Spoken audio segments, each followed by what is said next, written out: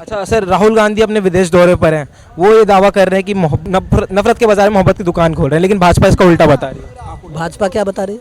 कि मोहब्बत के बाजार में नफरत की दुकान खोल रहा है। तो दोनों अपनी अपनी जगह सही हैं। आप क्या मानते हैं? मैं तो अब मतलब दोनों अपनी अपनी जगह का सही है, तो मैं तो मोहब्बत करता हूँ, तो मोहब्बत के बाजार में जो है सो मैं तो नफरत वफरत का मुझे पता ही नहीं है। पूरे देश में पैदल घूमे हैं, सबसे प्यार मोहब्बत से बोले हैं तो क्या नफरत तो फैल नहीं रही इससे। 2014 के बाद में और पहले भी यहाँ पूरे देश में हिंदू मुस्लिम सिख ईसाई सब रहते थे। अब आप देख रहे होंगे 2014 के बाद में अलग अलग राज्यों से अलग अलग मांग उठ रही है। अब अभी आपने देखा होगा अमृतपाल का केस, ये अभी 2014 के बाद में क्यों उभर रही है? ये एक प्रोपगंडा है कि एक तरफ आप जो है खालिस्तानी को लाओ और देश में फिर अपनी अलग एक वोट बैंक की राजनीति करो। नमस्कार, आप देख रहे हैं JK24/7 न्यूज़। मैं हूं आपके साथ विशाल सिंह। कांग्रेस के नेता राहुल गांधी अपने विदेश दौरे पर है, जहां पर वो नफरत के बाजार में मोहब्बत की दुकान खोलने का दावा कर रहे हैं, जिस पर भाजपा ने लगातार कि वो मोहब्बत के बाजार में नफरत की दुकान खोल रहे हैं। तो इस विषय पर हम राजधानी दिल्ली की जो जनता है इनसे बातचीत करेंगे, जनता जानने की कोशिश करेंगे राहुल गांधी के ऊपर क्या कुछ कहना चाहेंगे। तो यहाँ पर कुछ लोग इनसे बातचीत करते हैं। सर, क्या नाम है आपका? जय किशन पाठक। अच्छा सर, राहुल गांधी अपने विदेश दौरे पर हैं। वो ये दावा कर रहे हैं कि नफरत के बाजार में मोहब्बत की दुकान खोल रहे हैं, लेकिन भाजपा इसका उल्टा बता रही है। भाजपा क्या बता रही है? कि मोहब्बत के बाजार में नफरत की दुकान खोल रहा है। तो दोनों अपनी अपनी जगह सही हैं। आप क्या मानते हैं? मैं तो अब मतलब दोनों अपनी अपनी जगह का सही है, तो मैं तो मोहब्बत करता हूँ, तो मोहब्बत के बाजार में जो है सो मैं तो नफरत वफरत का मुझे पता ही नहीं है इसमें। भाजपा ये भी कह रही है राहुल गांधी विदेश जाकर देश का अपमान करते हैं, तो आप मानते हैं इसे? अब इतने ये ऊंचे लेवल वाली बात है, इसको मैं क्या, मेरे मानने या ना मानने से होता फर्क क्या पड़ने वाला है? आम जनता है, आपके मानने से तो चीज़ें होंगी। नहीं, 2024 में क्या होगा? मोदी जी आएंगे। कांग्रेस तो विपक्षी एकजुटता कर रही है लगातार। वहाँ बैठक है 23 जून को। अभी उससे क्या फर्क पड़ता है? वो तो पहले भी हो चुका था। ये लोग दावा कर रहे हैं इस बार हम बीजेपी को हरा के रहेंगे। तो कोई भी इलेक्शन में जो एक सभासद भी जो है सब वो कहता है मैं जीतता हूँ। अब 10 के 10 सभासद खड़े होते हैं, जीतता है एक ही। चांसेस थोड़ी है, 100% आएंगे। आप काम से खुश हैं भाजपा के?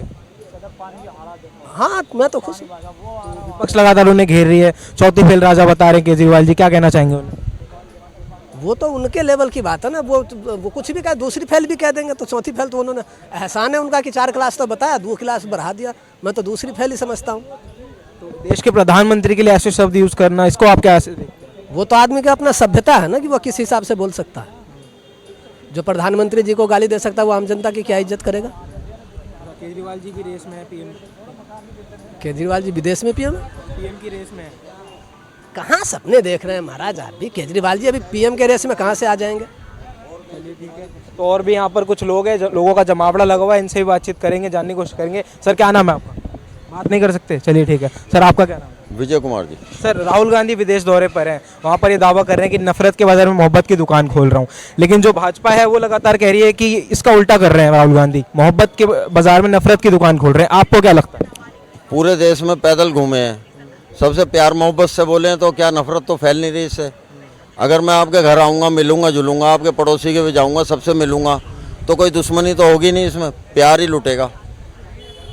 प्यार मोहब्बत की बात कर रहे हैं, जिसको पसंद आती है वेलकम, नहीं तो भाई उसकी मर्जी, अपनी इच्छा है। वो तो भाजपा कह रही है कि विदेश में जाकर देश के खिलाफ नफरत बोल रहे हैं। कुछ भी कह रहा है उनको कहने दो, किसी के कहने से कुछ होता है क्या? ये सारा विपक्ष एकजुट हो जाए।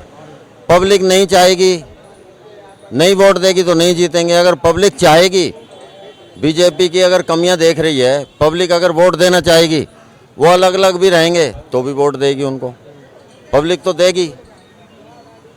ये मोदी जी जो है बहुत चिल्लाते थे, पूरी बीजेपी पार्टी चिल्लाती थी विदेशी सामानों का बहिष्कार करो, ये करो वो करो।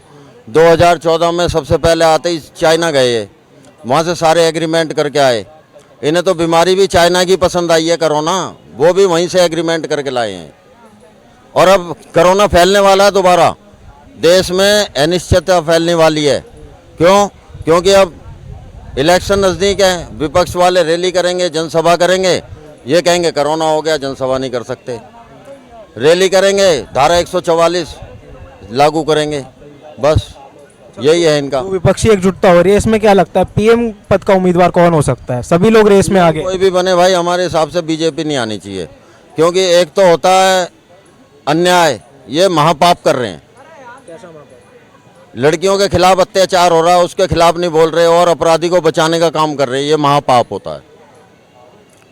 अगर आपने महंगाई कर दी चलेगा, आदमी 2 रोटी नहीं खाएगा, प्याज से रोटी खा लेगा, 1 खा लेगा, समझे। लेकिन जिस आदमी की इज्जत नहीं, जिस आदमी का इज्जत खराब हो गई, बहन बेटी की इज्जत लुट गई, उसका तो जीना बेकार है, मतलब मरना बेहतर है। तो इन्होंने तो जीते जी मार दिया पूरे देश को, अपराधी को बचा करके। तो क्या लगता है कांग्रेस की सरकार आने से महंगाई कम हो जाएगी, ये सब चीज़ें खत्म हो जाएंगी? भाई साहब कुछ भी होगा, कम से कम ऐसे अत्याचारियों को तो हटा देना चाहिए। बाकी जो होगा आगे का आगे देखा जाएगा, वो भी गलत करेंगे तो उनको भी हटा दिया जाएगा। जो आदमी गलत करेगा उसको हटा देना चाहिए बस। अच्छा, तो अगर कोई एक चेहरा लेना हो पीएम मोदी के सामने, को मैं नहीं जानता, मैं राजनीतिक आदमी नहीं हूँ, मैं चेहरे को नहीं जानता। मैं तो ये जानता हूँ 8% में कौन है, क्या कर रहा है, अच्छा कर रहा है, बुरा कर रहा है। अगर बुरा कर रहा है तो उसे हटाएगी पब्लिक, तो हटाएगी, बस मैं तो ये जानता हूँ। तो क्या लगता है कौन अच्छा कर सकती है जनता के लिए 2024? कोई भी अच्छा करे ना करे, लेकिन ये बहुत बुरा कर रहे हैं, इस टाइम इनको हटा देना चाहिए पब्लिक को, बस सीधी सी बात ये है। हटा के कई पब्लिक एक को तो लाएगी कि समर्थन किसका करेंगे? अरे भाई साहब, एक कहानी बड़े बूढ़े सुनाते थे कि माँ ये राहुल गांधी मर जाएगा तो कौन बनेगा, बेटा उसका बेटा बन जाएगा। दादी मर जाएगी तो बेटा उसका बेटा बन जाएगा। फिर माँ वो भी मर जाएगा तो कौन बनेगा। माँ बोली कि बेटा सारे मर जाएं तू नहीं बनेगा, मगर तो अगर ये नहीं रहेगा तो कोई ना कोई तो बन ही जाएगा। भाई ऐसी बात तो नहीं है कि मोदी चला जाएगा तो सेना का राज हो जाएगा, इमरजेंसी लग जाएगी, ऐसा कुछ नहीं है। कोई ना कोई बन ही जाएगा। और ऐसा नहीं है कि मोदी ज़्यादा पढ़ा लिखा है, बहुत ज़्यादा समझदार है। हाँ, ये ठग हो सकता है, मीठी मीठी बातों में लेके इन्होंने लोगों को ठग लिया, ठग हो सकता है, लेकिन सबसे ज़्यादा बड़ा समझदार नहीं हो सकता। अगर इतना बड़ा समझदार होता तो कहीं अच्छी मल्टीनेशनल कंपनी में जॉब होती इसकी। तो क्या लगता है कुछ अच्छा काम नहीं किया 9 साल के कार्यकाल में? 9 साल बेमिसाल के दावे कर रहे हैं लगातार। 9 साल इन्होंने 9 साल में ज़िंदगी नरक कर दी लोगों की। 9 साल में ज़िंदगी के लोगों की नरक कर दी ज़िंदगी, ये समझ लो आप। और भी लोगों से बातचीत करेंगे। क्या नाम है आपका? मेरा अंकित चौधरी। क्या कहना चाहेंगे? आपने सुना हम किस मुद्दे पे बात कर रहे हैं। राहुल गांधी विदेश दौरे पर हैं, भाजपा ये आरोप लगा रही है कि मोहब्बत के बाजार में नफरत की दुकान खोल रहे हैं राहुल गांधी। आपको क्या लगता है? 2014 के बाद में और पहले भी यहाँ पूरे देश में हिंदू मुस्लिम सिख ईसाई सब रहते थे। अब आप देख रहे होंगे 2014 के बाद में अलग अलग राज्यों से अलग अलग मांग उठ रही है। अब अभी आपने देखा होगा अमृतपाल का केस, ये अभी 2014 के बाद में क्यों उभर रहे हैं? ये एक प्रोपगंडा है कि एक तरफ आप जो है खलिस्तानी को लाओ और देश में फिर अपनी अलग एक वोट बैंक की राजनीति करो। अभी उत्तराखंड से मुसलमानों को भगाया जा रहा। एक आदमी, अब आप एक बात बताइए, अगर मैं हिंदू हूँ, मैं पाप कर दूँ तो मैं पाप क्या पूरे हिंदू धर्म ने पाप कर दिया? पापी मैं ही तो हूँ। पाप करने वाले को सजा दो। 2014 के बाद में 9 साल बेमिसाल का नारा इन्होंने दिया। कोई भी मोदी भक्त 5 अच्छे कार्य गिना दे, जो योजनाएं इनकी 5 योजना, बस मात्र 5 धरातल पे लोगों को डायरेक्ट फायदा पहुंचा रही है। 5 बात बता दो। उत्तर प्रदेश चले जाओ आप, वहाँ जाति की राजनीति इनसे ज़्यादा कोई नहीं कर रहा। 2014 में आए थे हिंदू धर्म को एक करने, आज जातियों का बंटा था इन्होंने कर दिया। वहाँ पे इतने बाहुबली है जो माननीय योगी आदित्यनाथ जी की बिरादरी से है। मैं नाम नहीं लेना चाहूँगा, लेकिन अगर जो यूपी की जनता देखेगी उन्हें सब मालूम है। पूर्वांचल चले जाओ, वहाँ ब्रजेश सिंह है। आप इधर आ जाओ, ये ब्रजभूषण शरण सिंह है। लेकिन बिरादरी से होने के नाते इनके खिलाफ कोई कार्रवाई नहीं हो रही। अतीक अहमद का इनकाउंटर होता है, हम लोग समर्थन करते हैं। ऐसे अपराधियों का यही हश्र होना चाहिए। लेकिन अगर आप धर्म और बिरादरी देखकर अपराधियों को सजा दोगे तो एक दिन ये देश गृह युद्ध की तरफ जाएगा। हम तो समर्थन करते हैं ऐसे लोगों का जो पापी है, उनका इनकाउंटर करो आप। लेकिन अगर आप एक जाति विशेष को पूर्ण समर्थन दोगे और दूसरी अन्य बिरादरी के लोगों को आप मारोगे, अपराधी की कोई जाति कोई धर्म नहीं है। विकास दुबे को ऐसे अपराधियों की सजा यही है। हाँ, तो क्या कह रहे हैं सारे? एक ही जाति का इनकाउंटर हो रहा है। आप कह रहे हो ये एक जाति पे कर रहे हैं। अतीक अहमद से तो पहले विकास दुबे का किया है इन्होंने। मैंने कहा है एक जाति विशेष को बचा रहे हैं, बाकी अन्य पे कार्रवाई हो रही। मैंने ये नहीं कहा कि एक जाति का एनकाउंटर हो रहा है। एक जाति को बचा। अच्छा सुनो, आ जाइए। जो ब्रजेश सिंह है, ठाकुर ब्रजेश सिंह, आप अभी गूगल कर लो, उसके ऊपर 100+ मुकदमे हैं। मुंबई में जो उसके साफ साफ आरोप लगे थे कि वो दाऊद इब्राहिम का गुर्गा है, साफ आरोप है जो साबित भी हुए, तथ्य है। और मुंबई में जो हॉस्पिटल कांड हुआ था उसमें मुख्य आरोपी था, तो बताओ आप कैसे नहीं बच रहे। उसके ऊपर तो अतीक से ज़्यादा मुकदमे हैं संगीन धाराओं में। ब्रजभूषण शरण सिंह मीडिया के सामने आके कहता है मेरा हाथ से एक मर्डर हुआ है, उसके खिलाफ भी तो कार्रवाई वही होनी चाहिए जो अन्य अपराधियों के खिलाफ हो रही।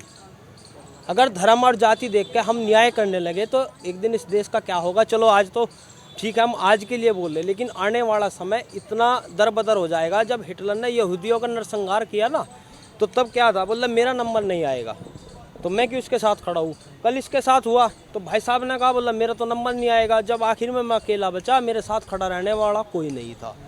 जब आप प्रतिपादित होते हो शासन और प्रशासन द्वारा, तो तब लगता है आपको कि आज मेरे साथ ये खड़ा होगा। लेकिन वो खड़ा क्यों होगा मेरे साथ, जब वो दुख में था मैं उसके साथ खड़ा नहीं हुआ। अपराधी की ना जाते आखिरी सवाल, जो राहुल गांधी पर आरोप लग रहे हैं नफरत फैलाने के भाजपा द्वारा, क्या कहना चाहेंगे? भाजपा की जीत कहाँ है?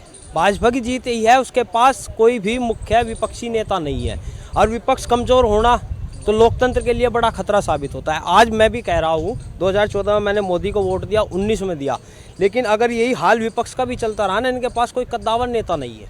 2024 में मजबूरी बस फिर मोदी को वोट देना पड़ेगा। कहाँ हो रही उनका? अभी बिहार में पता नहीं कोई जीतन राम मांझी छोड़ के चला गया, कहाँ विपक्षी एकता हो रहा। अरे जिसके भाग्य में है वो बनेगा, ना आपके कहने से ना मेरे कहने से बनेगा।